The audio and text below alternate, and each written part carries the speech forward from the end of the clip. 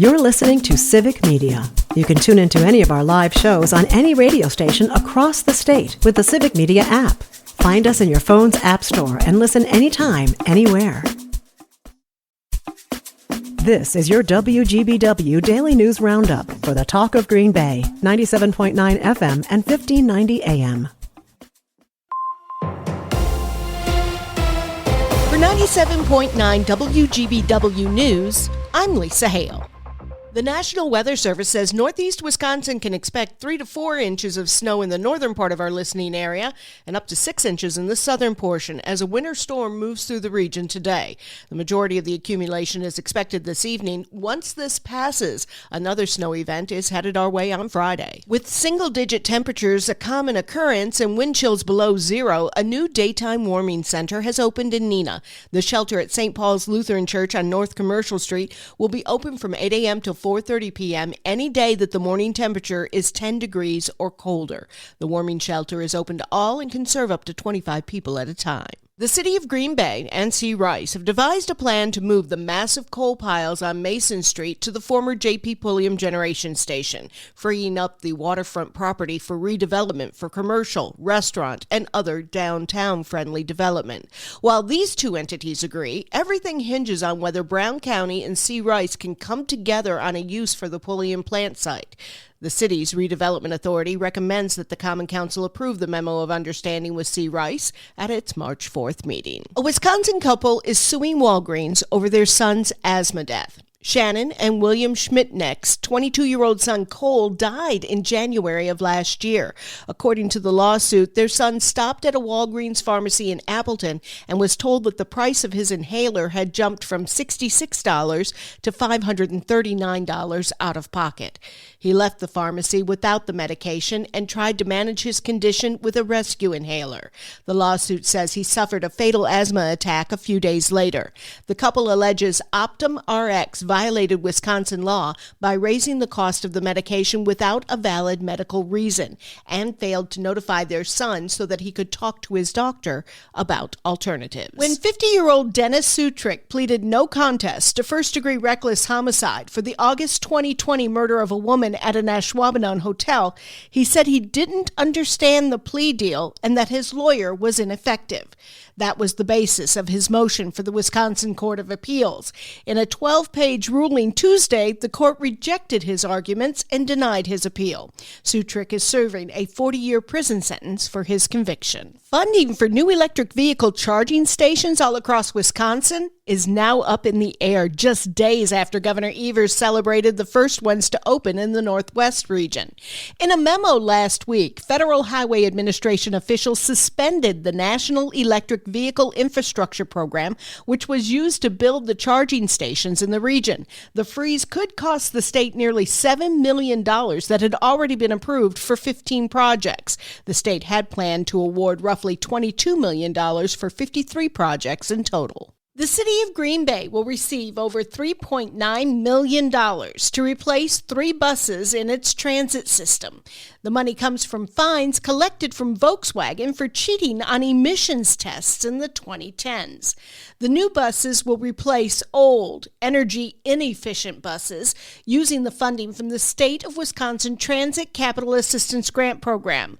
The program is funded through a court settlement resulting from Volkswagen violating the federal Clean Air Act. Janesville, Wausau, and Beloit will share in the $11.8 million in grants announced this week. The race for the state Supreme Court is getting expensive. You've probably heard or seen ads supporting either Dane County Judge Susan Crawford or Waukesha County Judge and former Wisconsin Attorney General Brad Schimmel.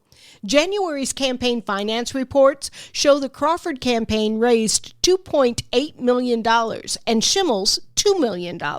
Supreme Court elections are officially nonpartisan, but in this race, Schimmel is backed by Republicans and conservative groups, while Crawford has the support of liberals and Democrats. The winner of the April 1st election will serve a 10-year term. 4 students escaped serious injury Tuesday when a truck pulling a trailer collided with a school bus in Royalton.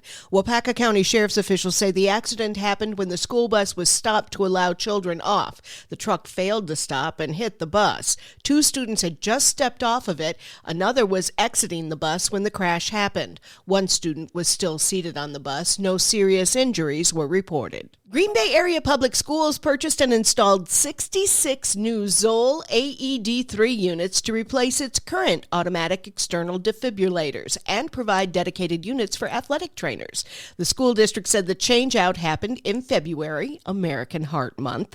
The district said in a press release that they replaced all of the AEDs at one time to allow for uniformity in staff training and purchasing replacement parts. Valentine's Day is Friday, and if you put off ordering flowers for your sweetheart to the very last moment, you might end up falling for a scam. Here's Melissa Kay with that story. Turning to online florists for last-minute orders may seem like the answer if you wait too late, but you may end up with a disappointing arrangement or no flowers at all. The scams can play out in multiple ways, but the end result is always frustration and sometimes stolen personal and payment information.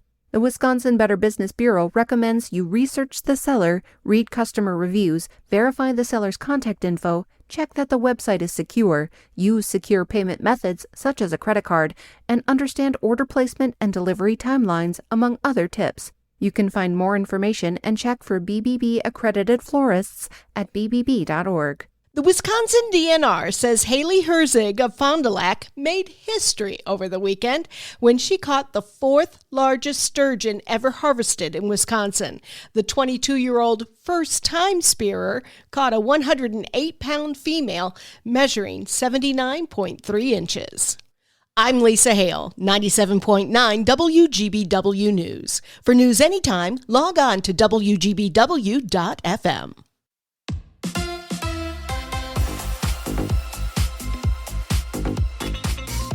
On your entertainment beat, I'm Pete Schwaba. Even though the game was a big fat dud, Super Bowl 59 drew 126 million viewers in the U.S., making it the most watched Super Bowl ever. This year's game drew 2% more viewers than last year's, which was the most watched game at the time. Super Bowl 59 also saw an all-time high when it came to streaming viewers, with 14 million, thanks mostly to people using Tubi. Here's a recommendation if you're looking for a good suspense film. The film September 5 is about how ABC Sports was thrust into a situation where they were forced to cover the 1972 Munich Olympic Village hostage situation involving Israeli athletes. The movie has a very realistic look, making you feel like you're in the 70s, and great performances from a really solid cast. September 5 is only an hour and a half long and flies by thanks to great newsroom drama. It is available to stream on Fandango. Here's a comedy to look forward to, starring a rock star duo of Bill Murray and Kristen Wiig. The 2 Saturday Night Live alums will headline the cast of Epiphany, which will be directed by Max Barbakow, who also directed Palm Springs. The plot sees Kristen Wiig as an heiress who has blown through her fortune and now has 2 weeks to marry a rich man or lose everything and end up homeless. She meets Murray's character, who is a math savant and billionaire. Really hoping there's no sex between the 2 leads in this film. As of February 14th, YouTube will be 20 years old. The social media platform, which started with people posting home movies and personal videos, has turned into a global phenomenon and a major studio that even makes feature films in 4K. According to Deadline, YouTube just reached another milestone. More people now use the TVs in their home when watching YouTube content than they do on their phones. Go figure.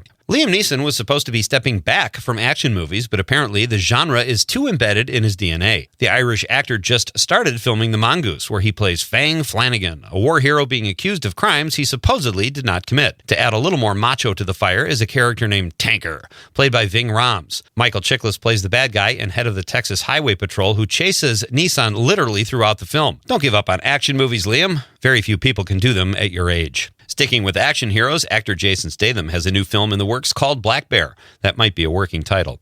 There's not a whole lot of information about the plot, but I'm guessing there's a chase and probably some unexpected gunfire. Now that's sarcasm. Statham plays a man who gets pulled into his violent past and probably messes a few people up. For more showbiz fun, tune into Nightlight with me, Pete Schwaba, weeknights from 6 to 8 p.m. on the Civic Media Radio Network. We have some snow on the way today from this morning right on through this evening. Overall, we're looking at around 2 to 4, maybe a little more inches by the time it winds down overnight tonight. Our high today near 20. Tomorrow, sunshine returns with a high of 17. I'm meteorologist Sean Cable. It is 8 degrees outside right now.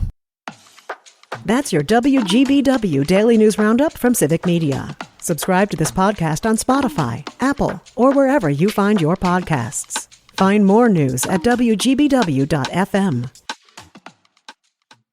The national news cycle never stops, but it can be hard to find news about your local community. Civic Media is dedicated to providing quality local and state news coverage across Wisconsin. With the Civic Media app, you can get notifications about local stories that matter to you and your community. Find the free Civic Media app in your phone's app store and choose notifications from the menu to tell us what kind of news you want to hear about.